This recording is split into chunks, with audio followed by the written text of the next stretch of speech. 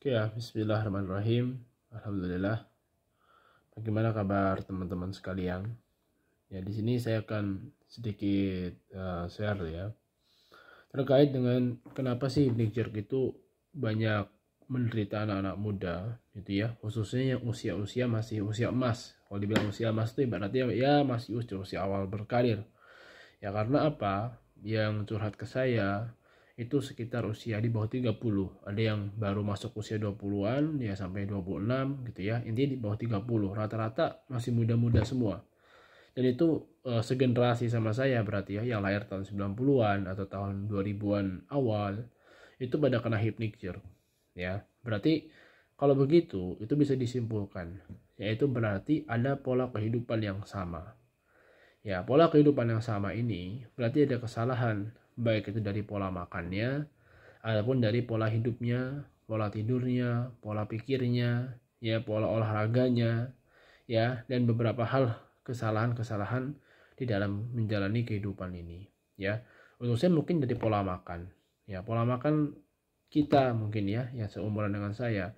Dulu-dulu ya mungkin kita ini kebanyakan makan sembarangan, ya, khususnya makanan-makanan yang mengandung gula yang sangat banyak gitu kan. Ya, saya akui saja waktu SD aja saya hampir setiap hari itu minum Coca-Cola yang atau minuman produk-produk manis gitu ya. Kemudian SMP, SMA terus saja begitu bertahun-tahun. Ya tentu itu kan dapat merusak organ kita ya, khususnya organ pankreas kita. Gitu kan ya, akhirnya menyebabkan gula darah tinggi, dan gula darah tinggi tentu nanti akan merusak saraf ya, lambat laun ya. Selain itu juga mungkin kita makannya juga bukan makanan yang bersih gitu ya, banyak pengawet ya atau hal-hal lainnya yang akhirnya juga berdampak kepada kesehatan saraf kita. Oke, yang kedua mungkin dari pola tidur kita ya. Mungkin tidur kita ini juga masih acak-acakan. Bertahun-tahun kita tidur sembarangan. Yang harusnya ketika malam itu tiba ya, namanya aktivitas itu kan mengikuti pola matahari. Yang mana ketika pagi hari itu kortisol kita meningkat, maka aktivitas banyak. Dan ketika sudah sore hari, yaitu jam 5 atau jam 6 maghrib, itu harusnya kita menurunkan aktivitas kita, ya, meminimalisir aktivitas kita, bukan malah ditambah aktivitasnya. Ya, sehingga kalau kita menambah aktivitas ketika sore hari atau ketika malam hari dan kita begadang terus-menerus, nah itulah yang mungkin bisa menyebabkan terjadinya hypnic jerk gitu ya. Dan juga pola pikir kita yang terlalu overthinking terhadap masa depan, depresi gitu ya, anxiety, ya, stres, dan itu terus-menerus ada sehingga bisa menyebabkan kita terkena hypnic jerk gitu ya. Nah, namun yang jadi masalah lagi adalah kita kena hypnic jerknya ketika usia-usia emas yang seharusnya kita ini bisa berkarir ya. Yang mana kalau kita lihat rekan-rekan kita di usia-usia ya antara 20 sampai 30, mereka itu sedang berjuang-juangnya berkarir. Ya sama saja kita juga sedang berjuang untuk kesembuhan penyakit kita. Jadi sama-sama berjuang. Ya, lalu mungkin dulu sudah ada yang pernah kerja tapi gara-gara hypnic jerk jadi stop kerja gitu ya. Akhirnya kurang penghasilan dan lain sebagainya. Ya sebenarnya setelah saya pelajari selama ini, rezeki itu bukan hanya berkaitan dengan misalnya patokan usia ya. Misal usia sekian belum dapat sekian maka gagal, usia 25 tabungan belum 100 juta maka gagal, usia 30 belum punya properti maka gagal. Tidak bisa seperti itu.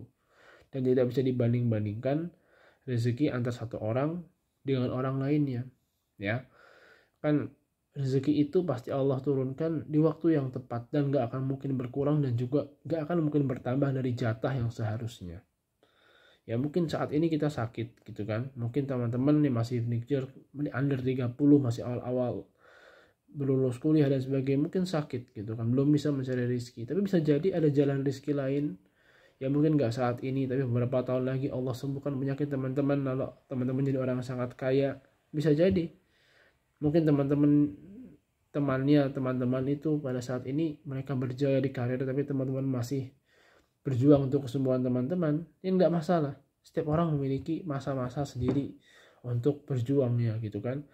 Setiap orang memiliki momen-momen sendiri ya. Ada yang usia bayi saja sudah meninggal, ada yang usia 20 tahun sudah kaya tapi akhirnya di usia 25 tahun dia ketangkap polisi karena menipu orang. Itu ada yang seperti itu ya kan.